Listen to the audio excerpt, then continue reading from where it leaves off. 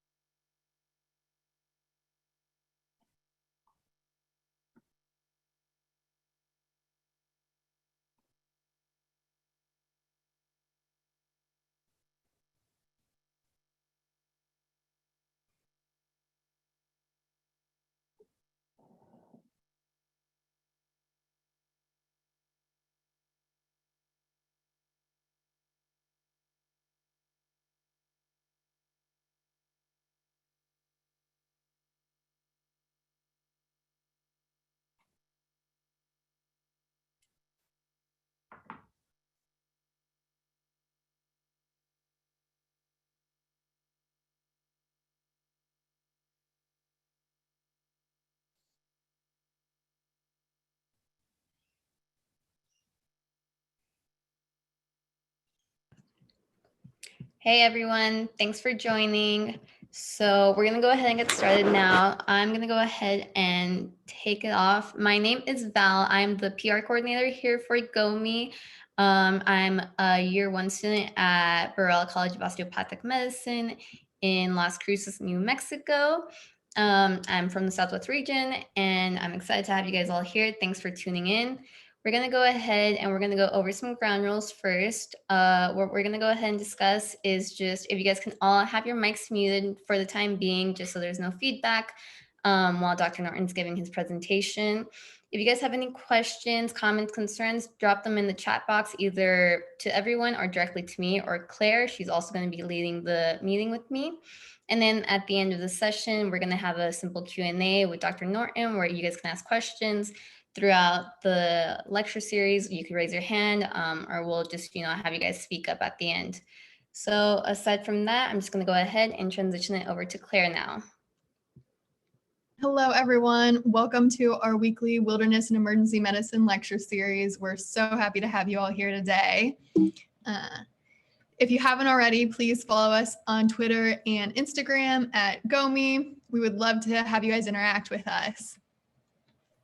As always, our mission is to create an educational platform where interested students and healthcare professionals can explore and interact with wilderness and emergency medicine, and to showcase the diverse spheres in which physicians and healthcare professionals can make an impact and inspire others to think abstractly about the ways in which we can utilize our careers in healthcare and medicine, and to create an international community of wilderness medicine enthusiasts and experts committed to promoting a diverse and culturally competent environment. So today we have our global medicine talk with Dr. Norton, and then next week we can look forward to a cold weather medicine talk. We're very, very excited to have Dr. Norton with us today. Dr. Norton served as the founder and managing director of Respond Global, an emergency management organization looking to improve the local and regional responses of frontline workers during disastrous situations. Beginning in 2014, Dr. Norton led the World Health Organization's Emergency Medical Team initiative in their Geneva headquarters until 2020. During his time with the World Health Organization, he led emergency response efforts in support of various global disasters such as Ebola outbreaks, Nepal earthquakes, and diphtheria outbreaks in Bangladesh.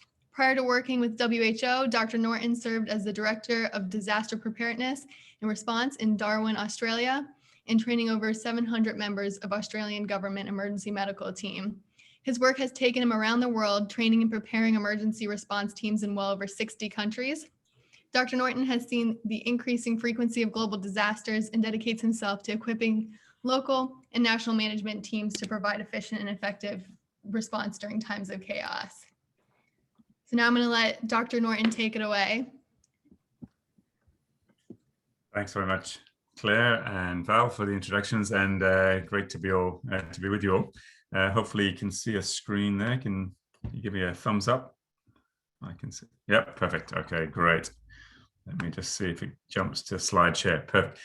What I'd like to do today is maybe give you an overview of some of the things, the issues as I see it happening around the world. I'm really interested in talking to a group like yours because I know you're you're out in wilderness locations, interested in this form of medicine, it's a little different. And as Claire said in her introduction, expands your ability to make an impact. And I come from a point of view of the organization and the quality of that care for the individuals involved in a disaster or humanitarian situation. What would I like if I was in their shoes? What would my family like if I was the one injured? And that I think is the ethos I took to the WHO to help form something. So I'm going to take a little journey. It's mostly pictorial and discussion. I suppose it'll raise some points. I'm very happy if you want to shout those out, put them in a chat, and I can address them as we go, or we can address at the end. But I will challenge you a little bit in the current system and look for some active discussion at the end of this. But maybe to start my story off, I got involved in emergency medicine. I'm an ER physician, board certified from the Australian side. And I chose to go up and work in the tropical north of Australia, where there's a lot of Indigenous health issues and where we can interact a lot, especially in emergency medicine, with our remote communities. There's lots of very, very difficult to access remote communities out there. And they have very high rates of trauma, about 3 times the national average, lots of infectious disease. It's a really exciting and interesting area to work up in the very north. And I know you have similar parts of the country in the US. While I was there, I also started to set up, and I don't have pictures of it, but the small response teams, because I felt that we had a federally funded disaster response capacity up in that north. It was built around Bali bombings and other, offshore international events where Australians got injured overseas and had to come back to Australia for care. And that fed some money into that in the northern area, but it was used at the time just for inside the hospital. I argued, well, guys, we need to get backpacks and some sort of uniform and other things so we can respond outside of the hospital to the pre-hospital environment. So exactly where you guys work and are thinking about all the time. And so I got nobody to fund this. Nobody wanted to get interested in it, but it was this response where a refugee-seeking group of asylum seekers were trying to use an Indonesian fishing vessel to get across to Australia, seeking refuge here. They were told, we think, by the Navy that they were going to go back home the next morning. And so they disabled their engine and it caused an explosion. They poured fuel on it and it burnt. So about 44 very badly burnt asylum seekers. And so this little response team that I had put together and used to get nobody to fund suddenly was the front line and went out to a very remote area, jumped on some helicopters, ripped all the seats out and rescued all 44 survivors. 5 people were killed instantly, but the other 44 are still alive today, even though they were up to 80% burnt. And it was really, it's those guys mostly in the light blue, but the other forms of teams that you see in this old aircraft hangar in the middle of the bush. There's no road access here. It's really about 800 kilometers away from the nearest hospital. So truly a remote response, but we proved really that you can actually form a stabilization team, and you do need this kind of asset for remote areas. And so when I finally came back from this particular mission, 36 hours later or so, it was one of those steps in career where you discuss something, you try to make it happen in your local area, but nobody was really listening. And then finally it had a successful mission and they came back and said, now we get what you're talking about. How much would you like for this kind of process? And now you can go ahead and develop to the next stage. The next stage for us in Australia was that we started to form a civilian, so AUSMAT, Australian Medical Assistance Teams. These you can see a couple of them dotted around. This is the Pakistan floods back in 2010. Huge floods, 20 million people displaced at the time. We were deployed in, but at the time they still didn't really trust from the Australian government side that a civilian team could do this alone. So they sent us in a joint civilian and military team. That's an interesting combination, but I suppose that got us into a very remote area of Pakistan where other teams couldn't access. And 400 people a day or whatever during the floods we were seeing. And we definitely took a lot of the Indigenous health issues that we face here in Australia over there. We had a male and a female tent, so very much segregated, and made sure we had a lot of female health workers, female doctors and nurses and paramedics. And it was a huge success in the community because finally we had a medical team where women could come and discuss and remove their hijab and other things and actually stay. Our only issue was trying to close at night because nobody wanted to go home. They just wanted to discuss like 20 or 30 years of medical history because finally they can talk to a female health worker about this.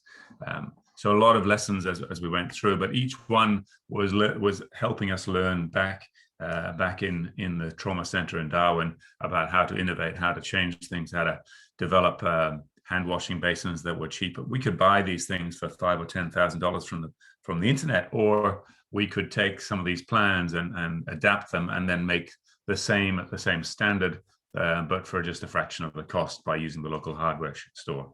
So we kept on thinking about this and developing it as we went along, and eventually created, I suppose, a fully self-sufficient medical unit that had come from those couple of backpacks that you saw just 2.5 years prior, to now a 35-ton sort of team, about 700 people on the roster, all fully trained, all fully vaccinated for response in the Indo-Pacific region, and able to move and mobilize in about 6 hours. So that's how it sort of generated over time, and it sort of culminated for me in the Australian context, because after this I went to WHO, was this response in Typhoon Haiyan, or Typhoon Yolanda, if you use the Filipino name for the big typhoon that hit the Philippines back in 2013.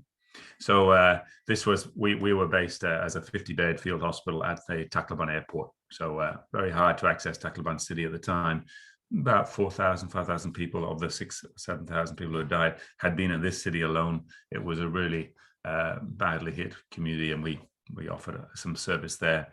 But I suppose to introduce the way we approach all of this, we felt that we were there to absolutely support the local health system, not to replace it.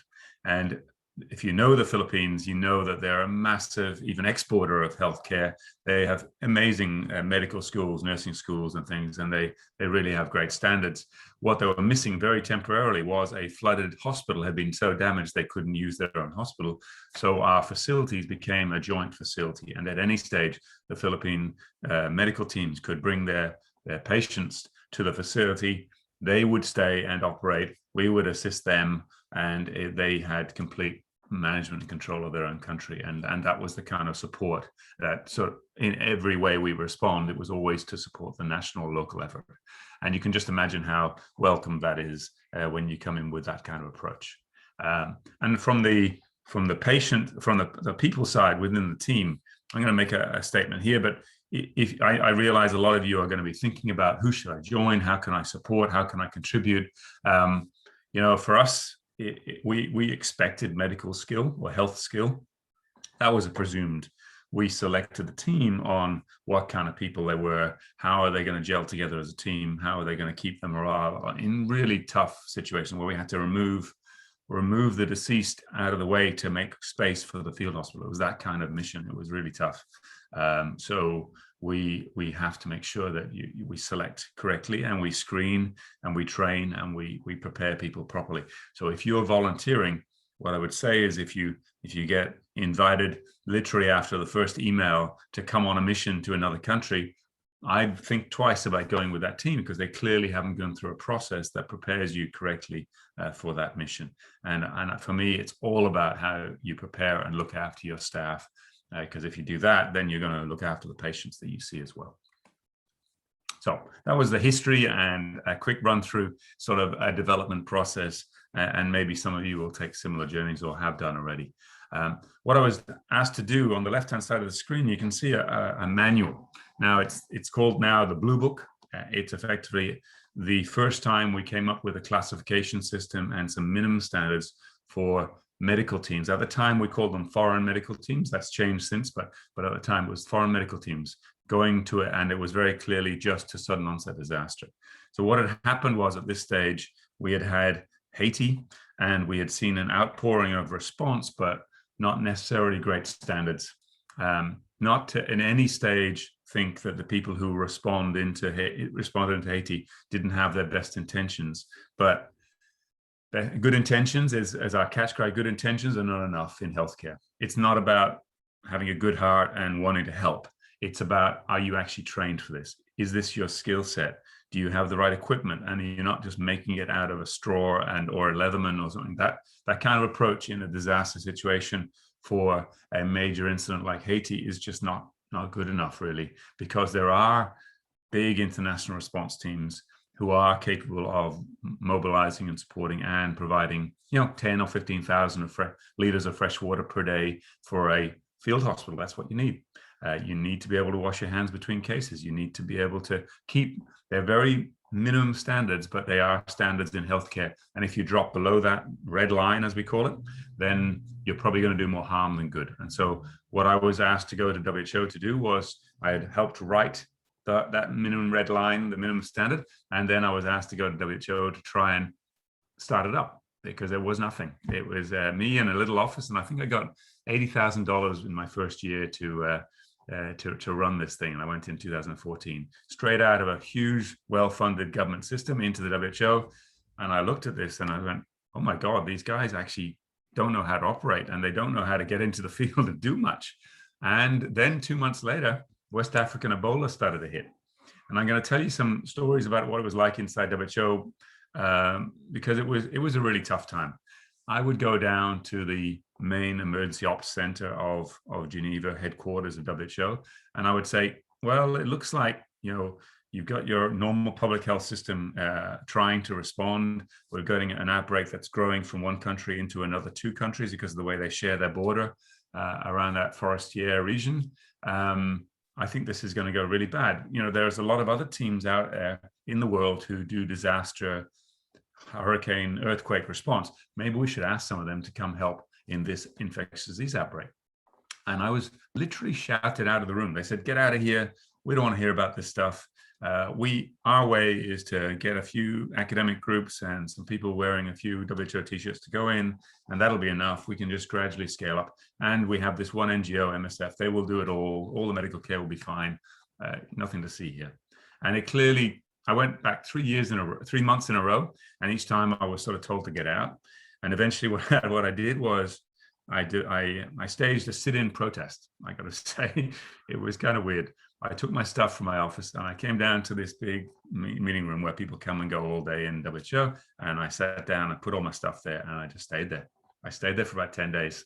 I went home at night, of course, but I did my entire work there. And every time a meeting came through, I said, we need some clinical care, guys. We need to get some medical teams in there, and we need to start in the pillar of infectious disease response. We need to have at least some infectious disease care, as well as community engagement, as well as surveillance and testing.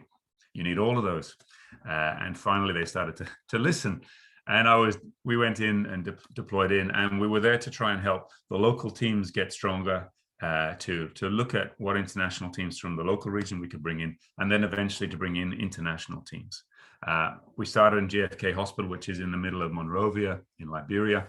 And at that point, a few shots of what it was like. This was a Ugandan team that had been sponsored to come in partnership with the Ministry of Health. This is looking into the red zone. And if anybody of you who worked in an Ebola treatment center, this is not great. This poor little kid was 2 years old. Her parents were sick inside with Ebola, both of them, mom and dad. And she was running around in the rubbish, which was coming straight out of the ETU. So there's clearly a lack of capacity, and it was mostly a logistics issue. And the Ugandan team members who were there to help their Liberian colleagues were awesome, because they treat Ebola often, and their PPE management and all the rest of it was really good, but they're working in really tough conditions. Across the way into Sierra Leone, this was an attempted ETU by the local group, again, with best intention. They had no capacity to do it. They were not giving funding. All the funding was flowing to others, to international aid agencies, not to the local teams. And yet the local teams were the ones treating. And I literally, as I took this photo, this poor guy, he's in the edge of the red zone, just at the very back. It wasn't well coordinated in this particular place when I went to have a look. But as I take the photo, he bends down and picks up a used glove with his bare hand and pops it into this drum. I'm sure he didn't make it through the outbreak. I don't know how he could have. But we eventually got to scale. So over time, and we won't make any apologies, I suppose, at the moment for just the sheer size that you saw. If I had my time again, I wouldn't build these things 300 bed large because they're just too big to manage properly. But at the time, it was all about getting enough capacity for healthcare at the same time to bring all the other pillars up to speed. This is up in Guinea, but we effectively, about 68 to 70 of these were built around the 3 countries to finally get up to that speed and scale. In this particular one, we had a group of doctors from Cuba and from Guinea working together with logistics supplied. And it's all about, as again, it's about water. So these places, you think it's tough for a field hospital. Well, an Ebola treatment center needs about 300 liters per day per person for everybody inside. It's similar to a cholera treatment center. So reticulated water, huge amounts of logistics. On the right-hand side, you can see a waste issue, about 10 cubic meters or 10 cubic yards in the US of waste every day being produced, because everything that goes in needs to be burnt, not like the shot you saw in JFK Hospital in Monrovia, but you need to get rid of this stuff in a way that's environmentally friendly in some way. And it's really tough in these situations. And then collaborations and things. I mean, those of you know the Cuban flag on the left-hand side, that was the time when President Obama was trying to normalize relationships with Cuba. It was an interesting time. We had 300 Cuban volunteers, and they were being supported by the US for the first time, which was great. On the right-hand side, you can see an ETU we built but didn't have to use it near the end. So we have a lady lying down there who was a survivor. She had Ebola. She now gets paid every day, or she was getting paid every day to be an actress. And she pretends as if she still got it. And then we bring in new teams that are coming in from different parts of the African Union, getting trained on how to treat Ebola and how to interact with the patient and things. And then the guy teaching there is actually a Liberian doctor. So it was becoming absolutely localized. And this is, I think, the future. This is what we were aiming for, yeah, I suppose, in the entire system. I'm going to pause for a moment and then just reflect back on my first impressions, I suppose, of the first weeks, months, even years when I got sucked into just 7 months in West Africa trying to get this operation up and running in an agency not necessarily built for operations. And instead, perhaps what can we use that kind of system for? They certainly have convening power.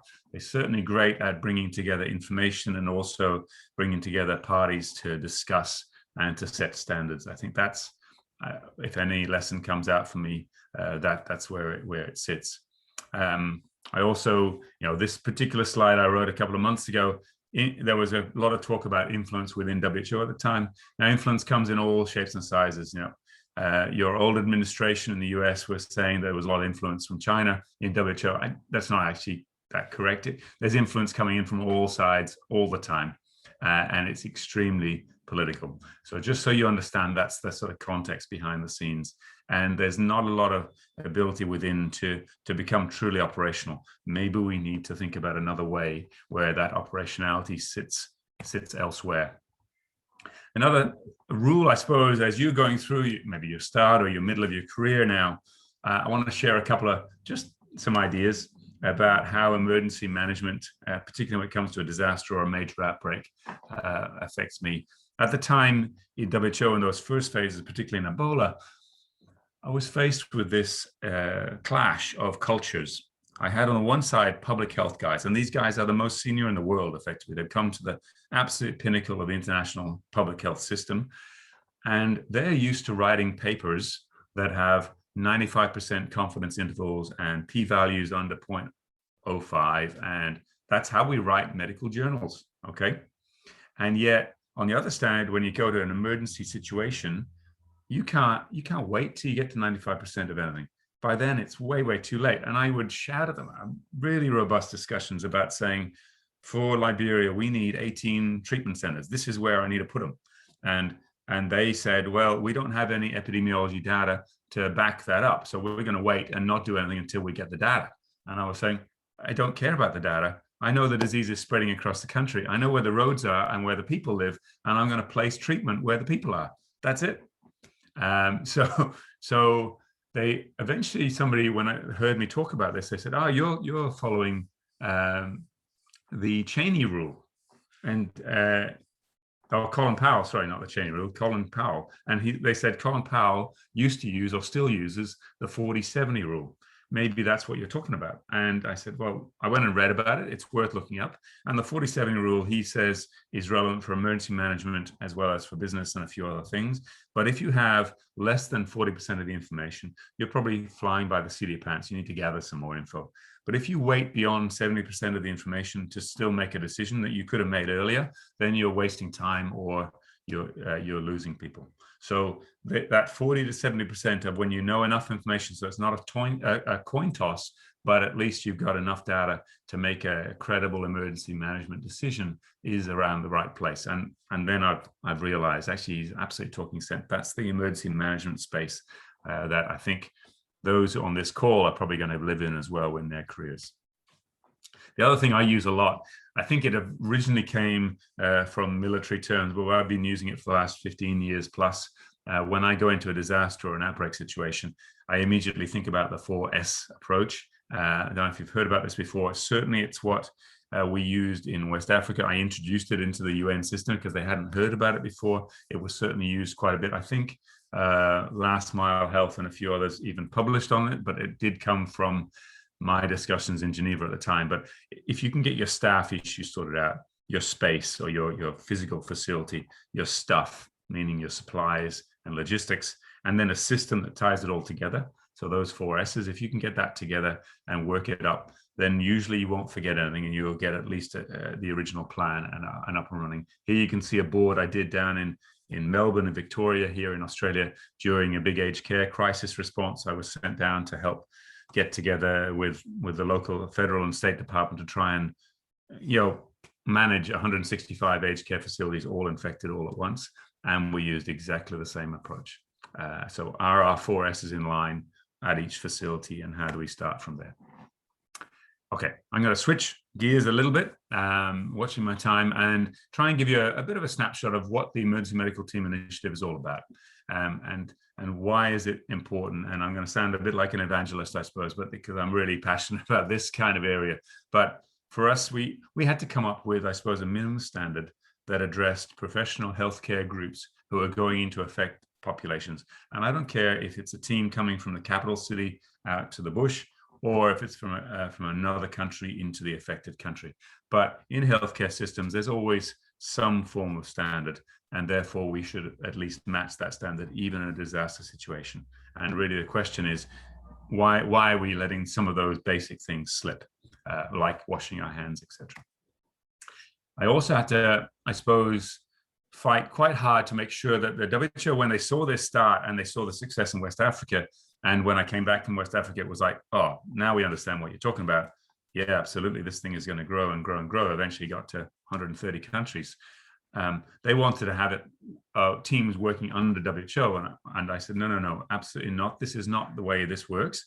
This is independent NGOs or the Red Cross movement or bilateral teams coming from one country to another. They all agree that this is an initiative, and it's a voluntary initiative whereby if you're going to get into this area, you agree to abide by a standard that you all helped write. And you do not sit under a brand of WHO. That will not go very far. And in fact, you will get some of the biggest, most well-known NGOs running away from that system. We had to bring them along because it's about the people in the field, not about who's in charge in whichever city. We had to come up with a very simple lexicon. I won't dwell on that, but I'll give you the overview. That there's a type 1, type 2, and a type 3. The type 1, it was very clear in the early days, particularly in Typhoon Haiyan, when this new blue book was used for the first time back in 2013, that the outpatient care is different, mobile and fixed. And I think for some of the work you're talking about, you're going to be mostly gravitating, I would say, towards more type 1 mobile teams. But there are still standards for type 1 mobile teams when you're going to hike into a remote Nepali village, then come back to a base, get your gear together, make sure you get rid of your waste properly, and then you go out again to another village and you sectorize or use you cover a certain number of villages and you keep on rotating through those. Whereas a fixed facility, more like a small primary care center that might have been lost. A type 2 is more like a district hospital where there is basic surgery. You must make sure you can always provide a cesarean section and a complicated birth care. You must be sure you can manage children as well as adults, etc. And then type 3, quite rare still, but those are the big tertiary or referral centers. Lots and lots of specialist care teams now, about 25 or so, be that dialysis or Ebola or rehabilitation, all these other specialty care areas. Okay, but each of them have standards. Now, to maybe give you a pictorial of how the world system works. Well, every single health system in the world has at least 3 levels of care. That happens out of Mongolia, never mind in the US, where if you can't get treated at the local clinic, you go up to the district hospital in your local town, or if you can't get treated there, you go to the capital city in the state or even national. Okay, and then eventually you come back to the normal care level. So it makes sense. Huh?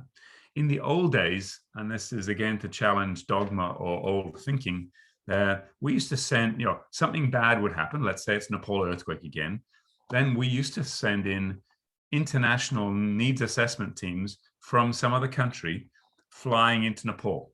And I kid you not, what used to happen was they would have to go to the little kiosk, if there still was one standing up in Nepal, buy a map and try and find the cities, and then try and find the hospitals in those cities, and then go to those hospitals and look at them and go, yeah, that one's fallen down, we'd better bring something in. And you go, why are we doing this from an international point of view?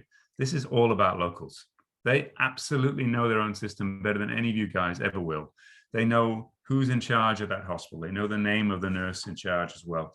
And if we can help them have capacity to do their own needs, or at least needs assessment has become quite a touch point, and it's quite a tightly held international term. So what we've gone instead for is impact assessment. And then everybody says, oh, no, that's something different. So now we say impact assessment, and it should be a local measure where you very, very quickly address the impact on your own healthcare system, because you know your own system at your national level, and then you redistribute the local teams. So nobody hears about that in Nepal in the earthquake. There were about 150 local teams put together and moved around the country from into Gorkha and into the other affected areas, out of the unaffected areas, because the PR machines of the international system are designed to show how great NGO X or Y or Z is, because that's how they get their funding. So we're sort of in a way biased to what we see, where we don't get visibility of what's actually happening at the local, because this is the one that's going to change and save lives. And what you will see in the future, because of the EMT initiative, and I won't make any apologies for this, that the countries will not ask for everything to be sent. They won't open their door and say, we've had a disaster, we're in trouble, come on in. What they're going to do is ask for a certain number of type 1 and type 2 and type 3 teams. They will decide, and they will set the standard, and they'll say, we'll want you to come in measured against the Blue Book, and if you can reach that standard, we will welcome you in. When we're finished, when we've had enough, we'll switch off the tap. Okay, so it's completely changed the international system.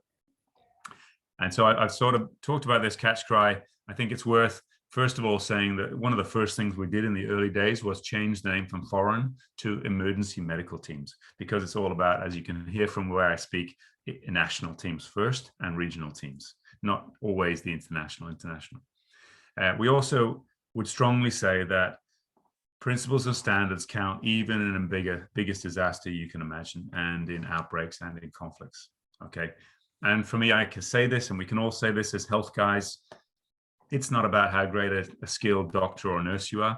It's really not about that at all. It's about what kind of operation support and logistics you can get in next to you that allow you to do your job.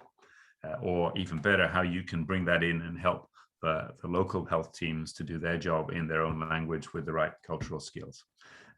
So if you leave with nothing else, then just remember it's all about ops support and logistics. And that's what worries me in a way, because we're trying to draw that line between speed and lightness and creating enough of a standard so the healthcare you provide still reaches the same level. And I'll tell you 2 very quick anecdotes. I still remember a small team that I won't name celebrating effectively the fact that they were actually from a mountainous area. They were meant to be going on a certain mission. They diverted to go to this mission in Typhoon Haiyan in the Philippines.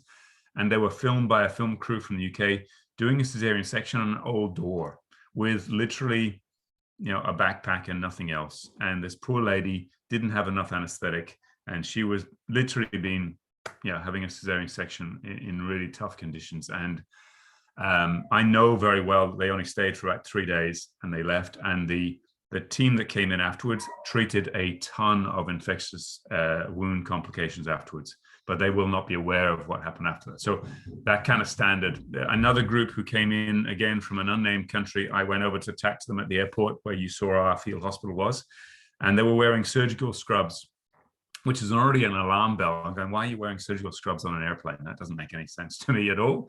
And I went over and I had a chat to them. I said, oh, look, you guys look like a medical team. What are you here to do? And where's your gear? I mean, how are you going to actually reach any kind of standard? And it was, oh, no, we're actually not a medical team, but we wear this stuff so that the military guys will give us a lift on their aircraft. We're just here to, and I said, well, what are you here to do? Well, we're here to kick down doors and get stuff done, is what they said. I don't know even know what that means, but it was, we've got to be very careful that people use these kind of situations when there's chaos to access for all sorts of other bad reasons. And unfortunately, the health side, because it was sort of, oh, you're wearing that uniform, you must be health, we're not going to go and ask you any questions. These guys were leveraging that and getting in. And the Philippines, there was a lot of displaced minors, lots of young kids without care. Who knows what was going on, but it's really a tough situation. We need to be aware with your eyes wide open when you go into these places, how people use that chaos for really bad effect. And finally, this, as I say, national medical teams, it's grown out to about 130 different countries. And the other, I suppose, side of this, there is quality assurance. So it's a peer review process. 30 teams have already gone through. There's a lot more coming through, but there's been a bit of a stall because of COVID, obviously, in the last year. But they're mostly governmental, but also NGO. And they're voluntarily signing up to say, we would like other teams about our size to come visit us, look at all the stuff that we have together, look at the way we train our people, look at the way we insure them and make sure that they're going to be safe and psychologically supported when they deploy with us. And if we reach that standard, then the collective, the peer review, not just WHO, but the peers say, yep, you've reached the standard that we've all agreed because we all helped write the standard. We'll do a good job when you go somewhere. And then on the deployment side, lots and lots of local responses, which is really great. And you've seen even more of that during COVID, where national teams are deploying within their own borders. And for example, Hurricane Dorian hitting the Bahamas, you saw very much a coordinated national response by the Bahamian government, and a lady who had done the EMT coordination course. She was the one who decided which teams came in, which ones wouldn't. Okay, things have sped up a lot. So it was not a revolution, but at least an evolution. So in the old days, we used to see all the trauma that hits people. Obviously, you're going to succumb to that trauma in the first day or two if it's really bad. And yet all the medical teams were arriving way too late on day 7, day 10. This is the peak arrival time. So the system was far too late. And you saw in Nepal, because this had been about a year and a half into it at this stage, by 2015, you saw the teams arrive much, much faster from the local region. And eventually we had to turn the tap off with the government. The government said, they hit 149 teams eventually. Said, that's enough, please. We have enough teams. Thanks very much. You can stay home or come in later on for business continuity after the fact. So things are changing. And I suppose to put yourself in the position of a Haiti or a Nepal, when something happens, then this is the kind of offer that comes in from all over the world. And there's just a little flavor of what might be offered. And it's really tough to manage. So I want to show you one shot of the differentiated coordination mechanisms that you will face if you ever get deployed into these places now. There'll be 4 templates, I suppose. And we start with a strong government where they've already thought about how to accept and coordinate medical teams, ideally through the same system as their local system. And that's certainly the way that we would see things like Japan or, most recently Indonesia, which is a huge jump from where they used to be, but they're not the same as 20 years ago. I grew up in Indonesia, so I understand how it's evolved, but now Indonesia is very much one of the up-and-coming countries with a very strong governmental system. And they, for Sulawesi earthquake, declined about 20 teams internationally and said, we don't need them. We've only deployed a quarter of our national capacity to that response. So please stand by. And if you don't speak Bahasa Indonesia, then guys at Sulawesi will only speak Bahasa. They don't know English. It's not going to be relevant for you to come. So there is that first tier. If you go into a country like that, there's about 50 countries in that tier. The next tier is you have a host government that's strong. They may not have thought, or they may not be able to scale up to just the sheer size, but instead of replacing them, because in the old days we had immediately a replacement system. So the UN and the internationals would coordinate here, and we would ignore the national, or we'd interact with them, but say, we'll do our stuff, you do your stuff, and we'll see where we meet in the middle. That doesn't help very many people. Instead, why don't we go in, and we've got about 100 countries now who prefer this approach, where we've got an emergency operations center at the country level. Sure, we're not strong yet, but don't go set something up somewhere else. Come into our one, work with us, support us to do it, and we can work on this together. And that's certainly what we saw in the Congo, in the Bahamas, in Ecuador, etc. It's very much a nationally led response, but the international coordination systems come in to support a stronger national response. Occasionally, the old style humanitarian system can actually co-locate. Now, it was kind of strange, but we saw this in the Nepal earthquake. When I came in, I helped the national government manage all the medical teams, yet the NGOs who were there for more development, long-term stuff were coordinated outside of that in the WHO office, and only met the government maybe once or twice a week. That's really not a great system, and it doesn't show much collaboration there. So you can hear from the way I was speaking about this, what I feel about that. But generally, if we can at all, and the country is not in conflict, we should be supporting the national effort. Then we have to have an option when there's a conflict, where especially if the country is a party to that conflict, you need to have an independent system. But what we found in the old days, and certainly when I went to WHO for the first time, I found that the coordination systems are historical, and generally they're built for that conflict situation, and they try to apply the conflict situation to the Pacific Islands or to Nepal, where there is no conflict, and it just doesn't work. And they don't appreciate the development and capacity of national systems.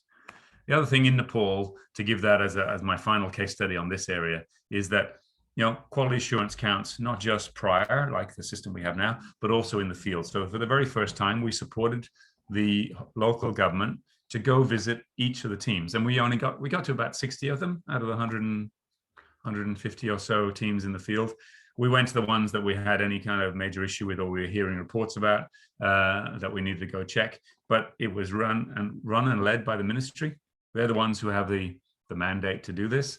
And the guy was amazing. The guy who was leading the EMT coordination on the ground would go in and thank them for their service and for coming to Nepal. And then he would go out and talk to the local groups, particularly the local women's groups in the displaced people's camp, and say, how's it going with that team? Are they doing a great job? Is there anything else you'd like them to do?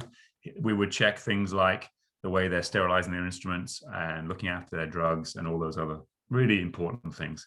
And 3 teams were quality assured home, if I can say that politically correctly.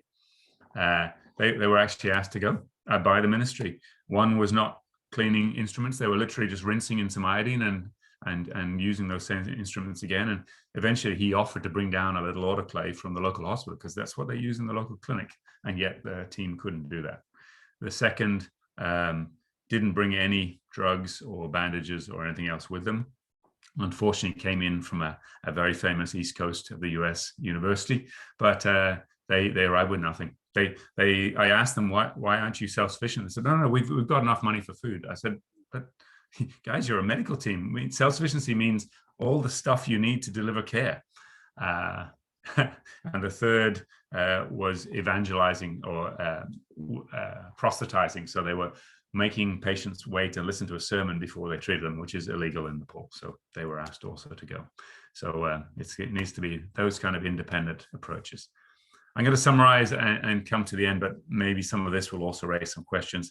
I think the world is just changing. The world is not like it was 20 years ago, when you could just jump on a plane and fly in and do whatever. And for me, it's a sign of, I suppose, mutual respect that, it used to be okay for me to fly into the Congo and get off the plane and just do stuff to local patients and not have to show who I was or what my credentials were or anything else. But if a Congolese doctor jumped on the plane and came to Sydney or to Washington, they'd be arrested if they tried to do the same thing. And so why is it different? It should be equal. It should be respectful in both ways. And every country in the world, I couldn't say this until Timor set up their registry, but every country in the world now has a medical registration and licensing board. And so we need to make sure that we know where they are, show our credentials, get permission to work in that country, and then go do a good job. There is another set of rules out there. It's worth looking at.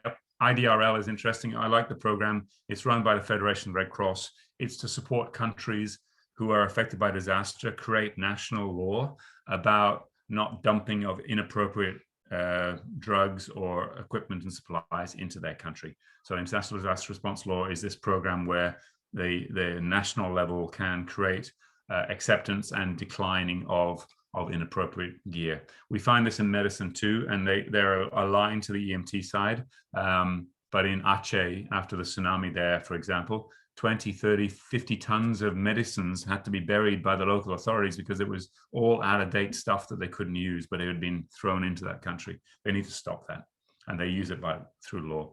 There's a lot more emergency operations centers developing in countries, as I've said in the last few slides. So about 160 or so countries have these. Some are weaker than others, but I could say the same thing about most of our states. They're not always perfect, and all of them could do with some support. So there is that national authority and national coordination system, and we need to think about how to support those. There's a lot of discussion between one country and another, this bilateral approach, where instead of always convening separately in a multilateral, there's a lot more of this in one country to another, or an NGO directly into a country.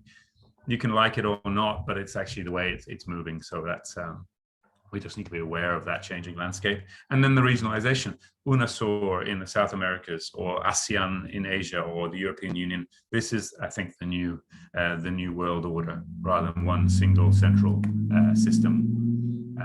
And I'm going to finally show you a couple of extra slides that we should be celebrating, I think, better support over. This is my final journey into what I'm doing now. So in the Congo, for the Kivu outbreaks of Ebola recently, we should be celebrating amazing new technology. So the new cubes for treatment are far, far better. You can actually get really great care in these things now, and they're still in a remote bush town. We should be celebrating new vaccines and new drugs and new support. And yet, we still went into, I was sent back in late mid 2019 to rebuild a couple of the treatment centers that have been firebombed because of a lack of interaction with the local community, and they felt that they weren't being engaged, and therefore they attacked the center, particularly the front and back. They didn't attack anywhere where people were being treated, but they just made a statement here. And the international team had to leave, and I was sent in to try and work with the local teams.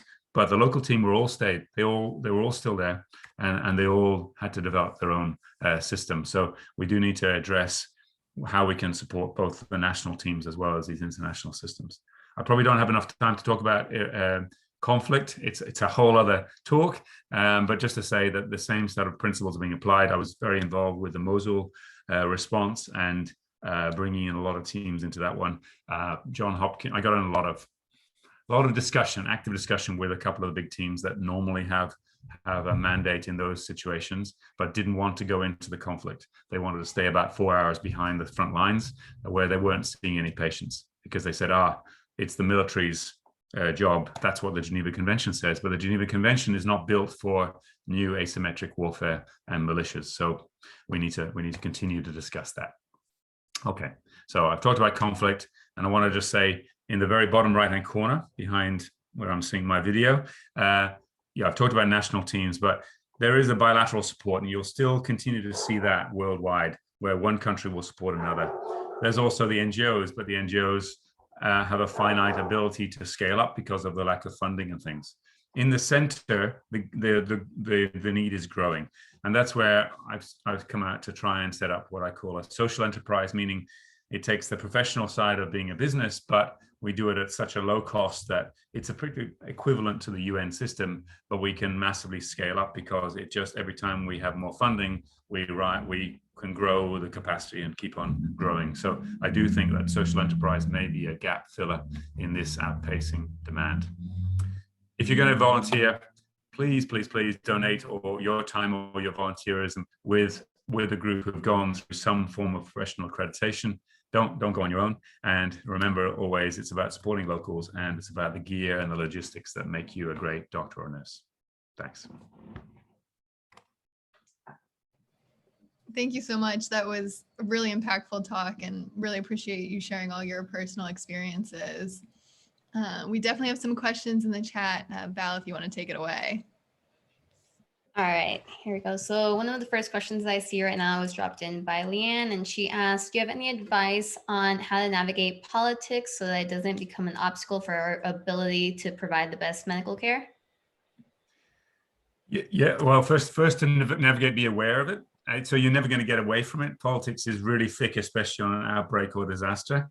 My best trick here is to keep on, and we can say this as health guys, keep on saying, well, we're going to leave politics aside because it's all about the patient in front of us, or that group of patients. And if you keep on playing that trump card, that that's the way I'm focusing. You got to acknowledge the politics and acknowledge the governmental systems and the other interactions between different groups, but try and convene everybody to think about why we're all there.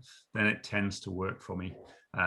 Easier to say in the positions I've have the privilege to get into, but I think that's my first thing, to keep on trying to gently coach people back to why we're all here. And if you can get that sort of calm approach where politics are here, but remember why we're all actually doing what we're doing, then I think it helps.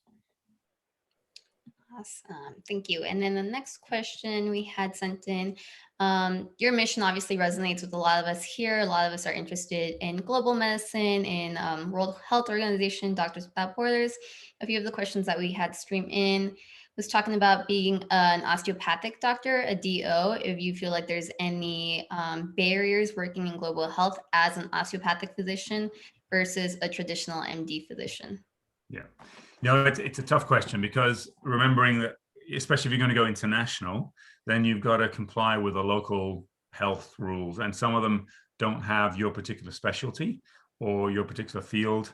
Paramedics face the same kind of thing because they're, maybe well-credentialed university degrees, etc., back in the States, but they may not have that kind of level. We see the same in rehabilitation medicine as well. So what I say there is, if we can all say why we're there in the first place, which is to deliver some good, then going through and understanding the local registration systems, and then saying, yeah, that's okay. I understand that I'm not currently registered here, but because I've got a health lead who has got a license that you do register, I will work under their sort of license. I will always, we're going to use the same protocols. They're going to supervise my practice.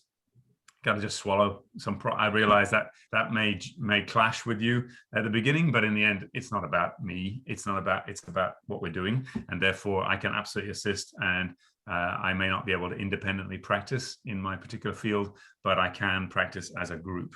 And so generally, these teams are registered by the health authority to work together. And so that's what you get through by, you say, we want to license ourselves as a group. And if you don't recognize any one particular license amongst our group of 10 people, that's okay. We'll work under the overall license of the treating physician, if you like. Yeah. All right.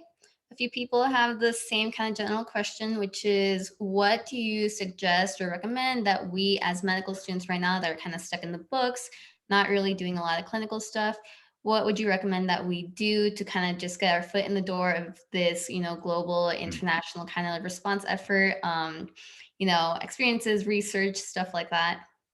Yeah, I think the first thing to start off with is developmental missions, where there's slower pace. You can absolutely get all the right paperwork done prior. There's no mad rush. You're not responding to an earthquake or disaster. Going into your first international mission during a disaster is a recipe for disaster. You need to have gone through a few steps where you volunteer with a group. And there are so many groups out there. And I expect one of the questions, Val, will be, which ones do I recommend? I would never recommend just one, but just to know there's a huge menu and option, and there's something out there for everybody. You just need to understand there's the thing they put on their website, and then there's the other 2 or 3 layers about why they do their mission. And you need to unpack all that and get to know that organization and decide if that fits with your own personal ethos and personal mandates. And if you get those, so if you're into more faith-based stuff, there's more than enough to choose from that. There's enough from an academic. There's those who eschew all of that and go a different direction. That's okay. You can go with the military. Any of those is okay, just as long as they all reach that same standard of care for patients and care for you as a deployee with them. But I do think starting with a developmental mission, making sure that you don't get caught in that trap where, as a doctor who I suppose the ethos, the thing I want to live with is, and I refused to go with a couple of the groups who wanted to take me when I was very junior, was I don't want to be going and doing things on somebody else's population that I'm not allowed to and licensed to do back home, because then it's not equivalent. If I'm here in the US or in Australia only allowed to do this under supervision, but then when I go off to the Swat Valley in northern Pakistan and I'm allowed to run a whole clinic or do surgery when I have no clue how to do surgery, then I'm just practicing on people who are more vulnerable, and that's not okay. Yeah. Perfect. And we did see that Mary was raising her hand. I think she had a question. Mary, if you want to unmute. Yeah, sure. Thank you for this talk, Ian. Nice to see you again. I think we met at some WHO meeting, and I was definitely on your WeMat team, which was with Simon. Perfect. Yes. And all of those. I don't know what happened to the WeMat team since you left. Everything is sort of dissolved in that arena. So I've been in Nepal after the earthquake, Haiti after the earthquake, Hurricane Sandy, Hurricane Michael, Hurricane Dorian, a lot of different disasters as well. I'm a physician assistant and I teach at the Yale Physician Assistant Online program.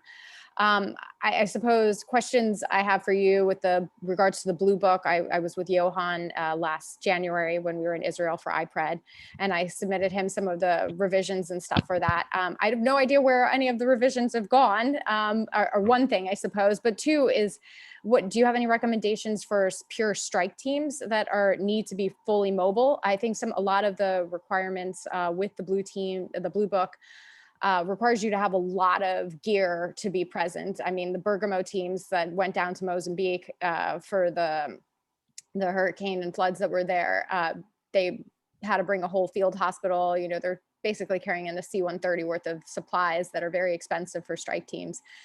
So that would be my first question. The second question is Hurricane Dorian and all of these things, the NGOs don't speak to each other.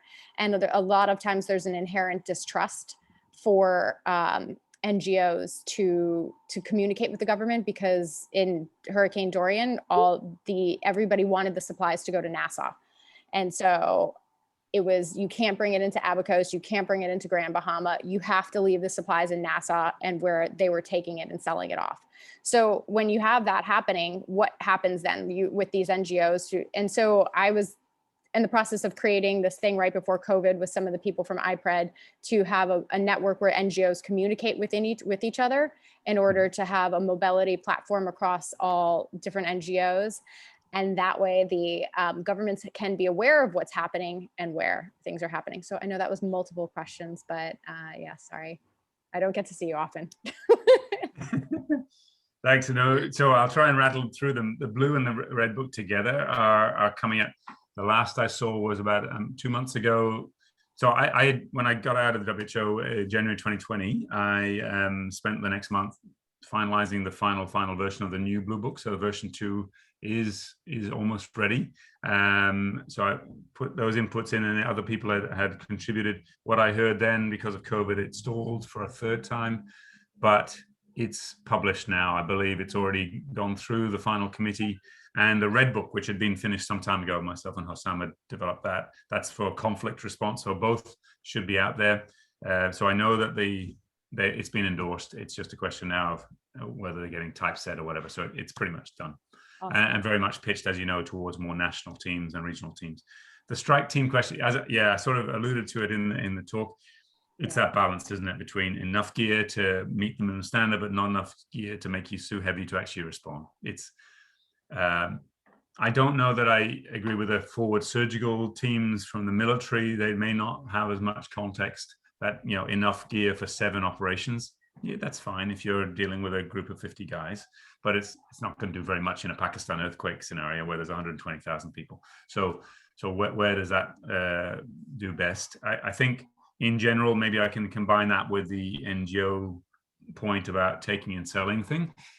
Yeah, again, it's not always my experience, and I wonder whether it's a perception thing as well.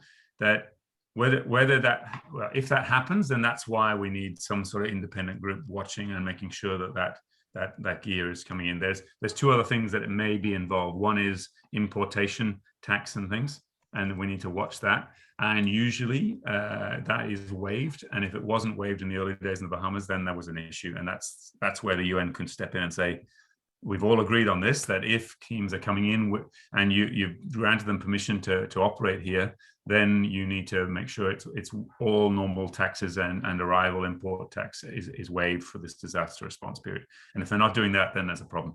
Secondly, I just wonder sometimes whether that equipment and gear is being reserved for national teams. So there's this constant clash where they have great doctors. I know what was happening in Nassau. They had national teams, but they didn't have any gear.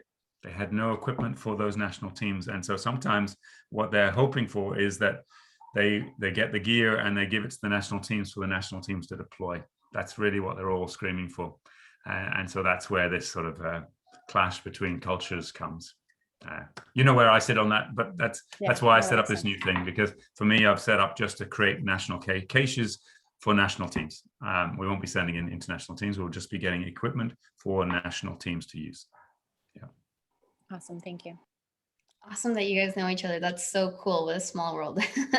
So it is this area, this whole area is a tiny world, you know, plants into the same people. Another question that we had was what brought you into this work? People are always interested in kind of knowing what personality types go into this specific field. So what would you say, Dr. Norton, drew you to this?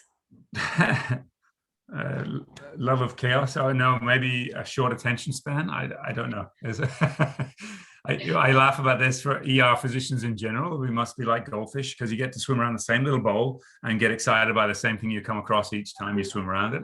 You know, no, it's I don't know. It's a kind of an area that's always fascinated me about how we can actually do more with less. I think that's what a lot of you guys are on this call for. So that bit of that resonates. I have a half a medical and a half a logistics brain, maybe that also, and that's most wilderness folk I know are the same. So there's a bit of that too.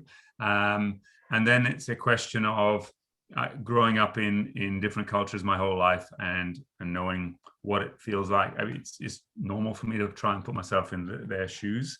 And then it always struck me as strange when I got into more the political and international side, how perhaps people are not thinking about those on the other side, but thinking about their own position. And you know, if I can help shift the dial on the needle on that at all, then I'm very happy to.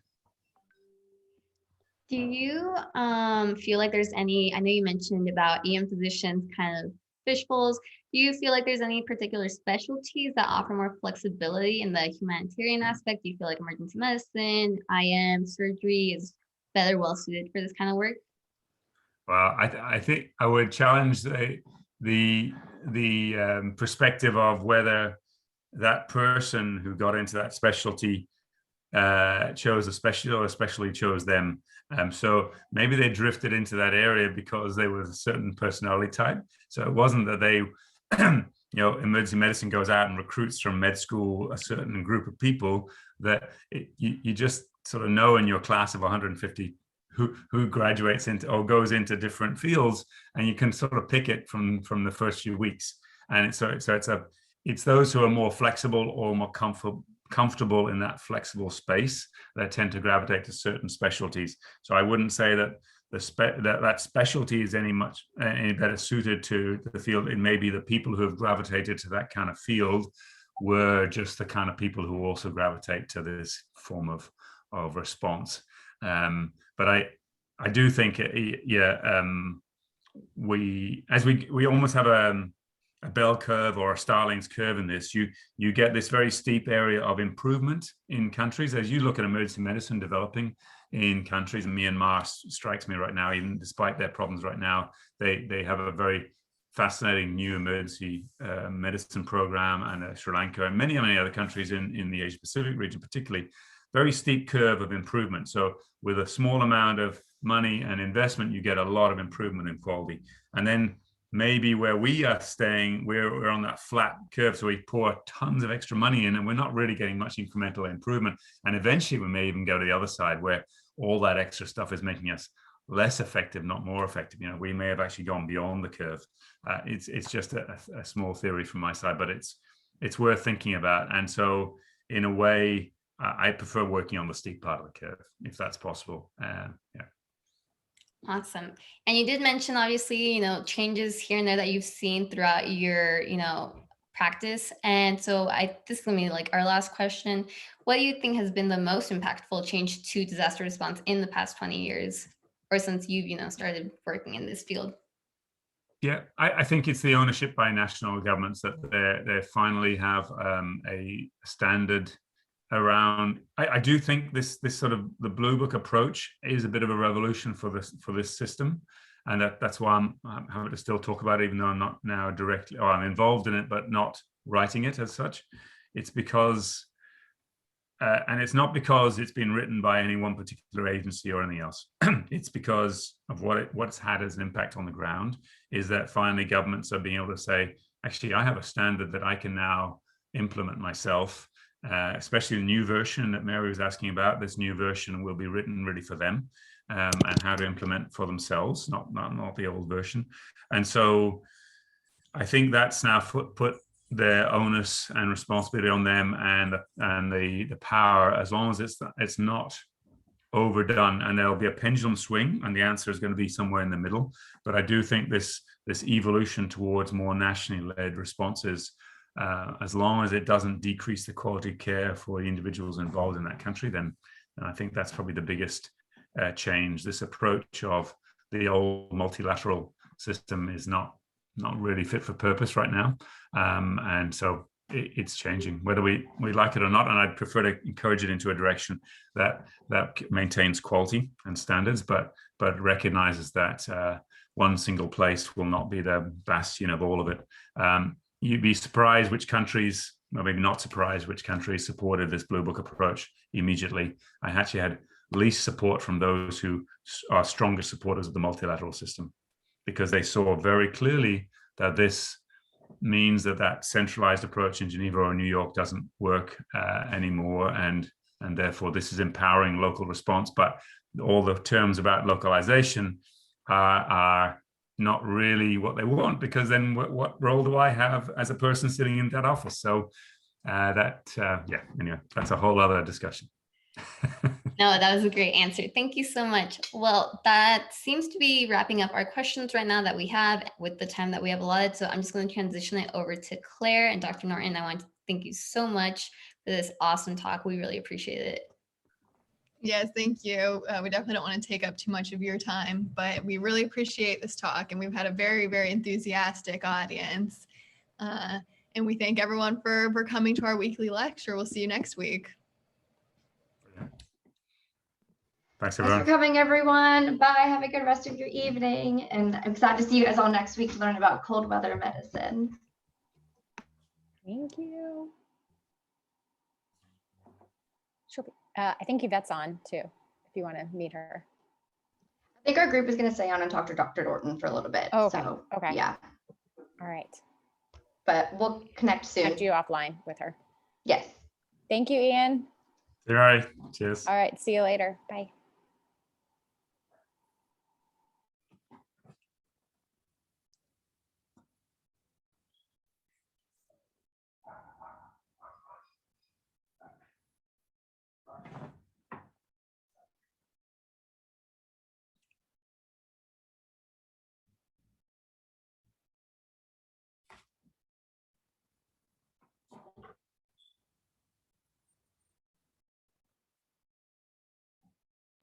All right. Sorry, I just wanted everyone to slowly trickle out before we started chatting. Dr. Norton, that was an awesome presentation. Like, I haven't heard much about this side of medicine being in pre-clinicals right now, so it's really nice to kind of see the bigger picture of everything that's going on outside of, especially this COVID bubble that we're all living in. So I know I really appreciated it.